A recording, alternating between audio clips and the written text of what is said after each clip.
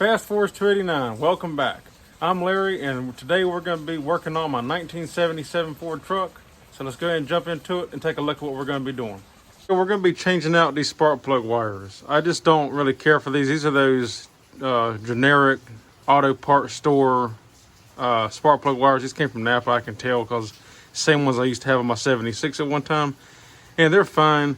They do the job, but I just don't really care for them. Plus, I don't like the way they're routed or any of that. So we're going to clean all this up and put some new spark plug wires on it, and also got the pieces that snap onto the valve cover for the looms for them to snap down into to keep them nice and tight and keep them together. So let's take a look at the parts we got. Okay, so this is the spark plug wires. These are the same ones that I did on my 76 Ford truck. If you remember that video that I did a while back, it's the Pertronix flamethrower series. Same exact spark plug wire, same exact color, everything. And then I have the Scott Drake wire looms. It comes with the ones that are like the free floating ones, and then also the ones that snap onto the valve cover to hold the wires together. Okay, so here's the spark plug wires that we got. And see, I like how it's just got this really nice blue. I like blue spark plug wires. I run them on all my engines just because I like the way they look. It's got the straight boots, which is really good, especially on the Cleveland family engines like this 400. And it comes with, these are cut to fit spark plug wires, and that's the only kind I buy so I can make them fit the way I want them to fit. So I got the wires, and then we have all the hardware. And what I like about this is they provide you with both style of boots. So if you have the, what they call male terminals on the distributor cap, which is what I have on this 400, then you get these boots with the terminals for 90-degree fittings. And then they also provide you with the, what they call female terminals, where it like slides down over the distributor cap. Instead of the terminal sticking into the boot, the terminal goes down into the distributor cap. So it's nice that they provide you with both so you can put on whichever ones you want. And then of course, the instructions for whichever one you may want to use. And these are 8mm spark plug wires. Should tell you, yeah, right there. Yeah, see right there, 8mm Pertronix flamethrower. If you're curious about a part number, this is it right here. There's the item number, and then the description, 8mm universal wire set. And I actually ordered these off of Amazon.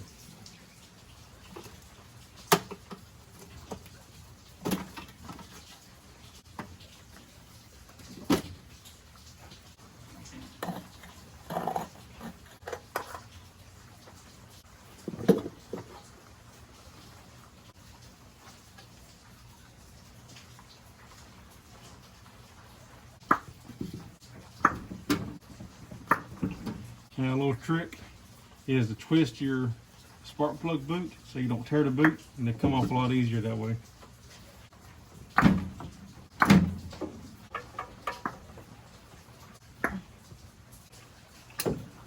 Now for this, I will be using my same distributor cap because there's nothing wrong with this one.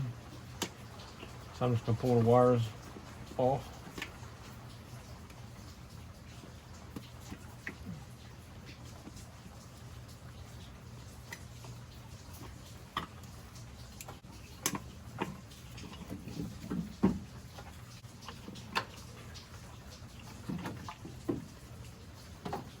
Okay, so already a slight change of plans. I'm not going to be using this distributor cap after all because it has aluminum terminals, which I'm personally not a fan of. Plus the terminals on the inside have some burning on them, so I'm not going to be using this. And the rotor button has some wear on it too, and just is not in the best of shape. So luckily I already have a brand new cap. It's got the brass terminals like I like. And I've only used this cap briefly, so it's been used, but it's practically new. And then the rotor button, again, new, so I don't have to worry about none of this. So it'd be like a whole complete new tune-up on this truck when I get done.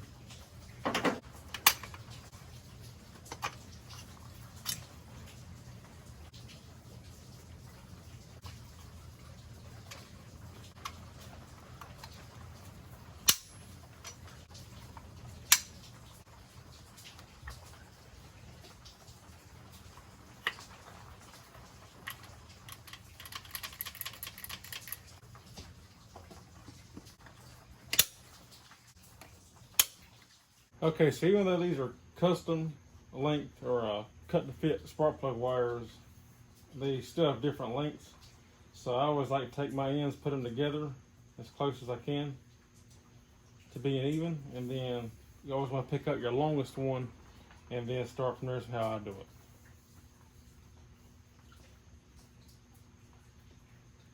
It looks like these are all the same length, these four here.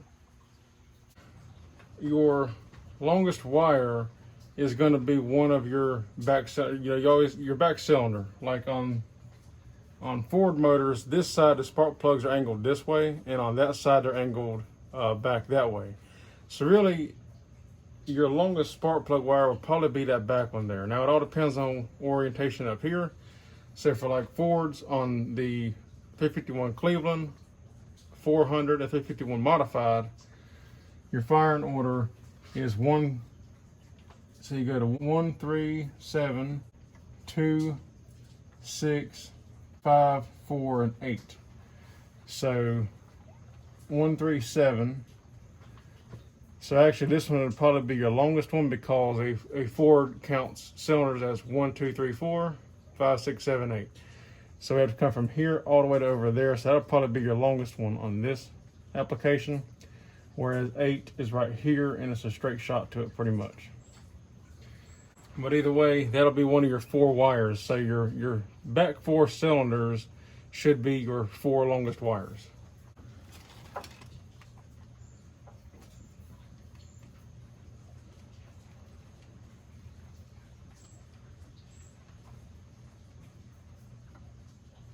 And how I like to do it is go ahead and start like laying mine out the way they're going to be, the way I want them.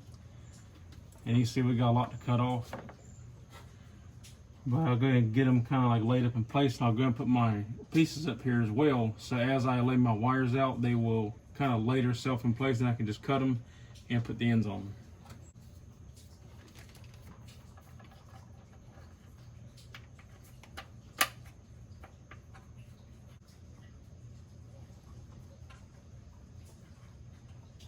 Now you don't want to pull your wire tight like this.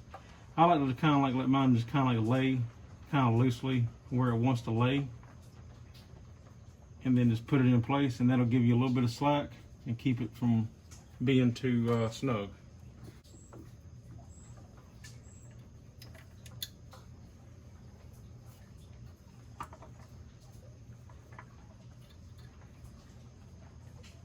And we know this is number 4.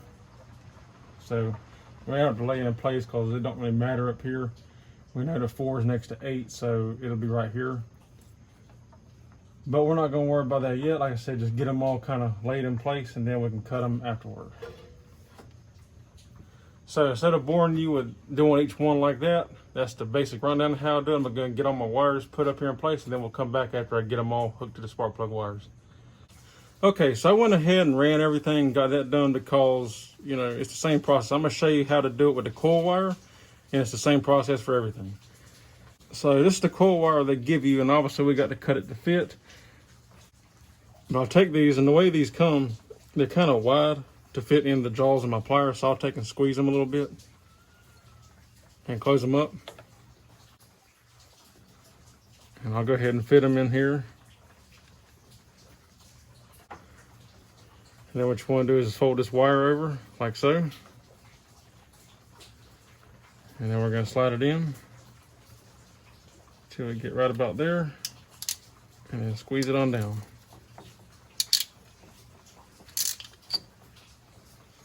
Now we've got a good crimp right there. What I'll do is I'll take my boot and I'll spray a little bit of lubricant. I'm just using penetrating oil, but you can use any kind of lubricant. And just you want a light coat in here, like that.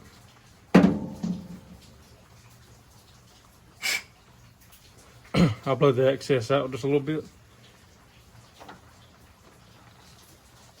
And that'll make it easy to slide this up in there.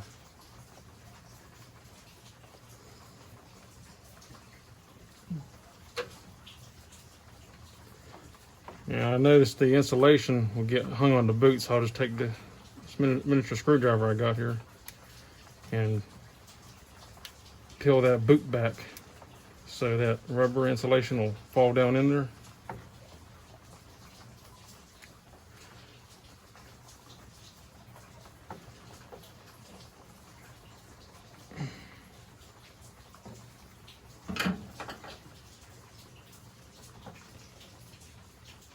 we'll just keep sliding it. If you look up in the hole here, you'll be able to see when that terminal comes up through the hole. See, just like that. And since I always tie a loop in my coil wire, it just helps with radio noise, so the spark doesn't come through the radio. We'll clip that on there, and then we'll figure out how long our coil wire needs to be.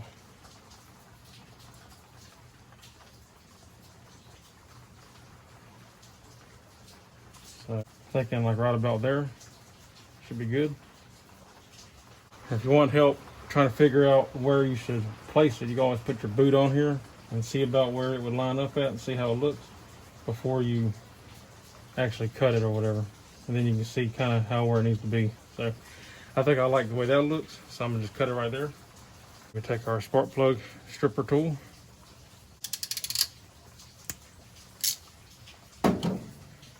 Now we can put our terminal on there. And that's what this one looks like because it's for the coil, so it's made of brass. Same process there.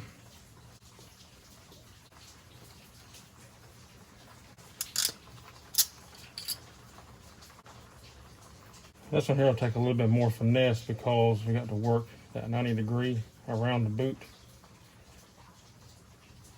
to get it to go. Sometimes for these, you might have to grab a pair of needle nose pliers and grab a hold of it in there.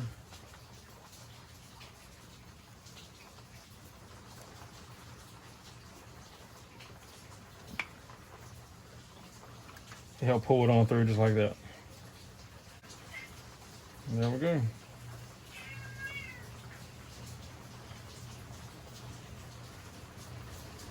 Now we can plug it back in, just like so.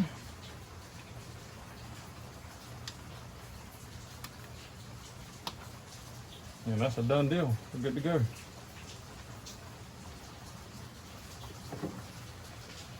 Okay, so as a quick overview, that is done now. The only thing left to do now is put my air cleaner back on. Everything's good to go. Now over here I did do kind of an old-fashioned zip tie wire loom setup because I just didn't have any more. I'm gonna have to order some more looms, and that way I can kind of tidy it up a little bit more the way I won't get rid of the zip ties. But other than that, I think it turned out real nice. So let's go and put the air cleaner back on it and see how it looks completely done.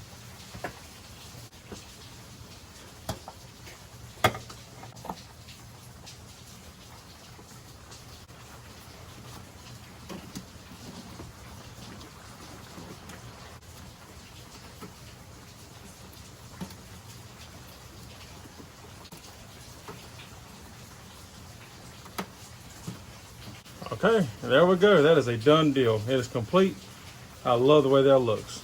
Now the only thing left to do is paint the engine one day, but I tell you what, that makes a big difference. I really love the way those spark plug wires pop, and yeah, nice, new, good brand. Should have a stronger spark now, a better spark, and yes, I'm happy with that.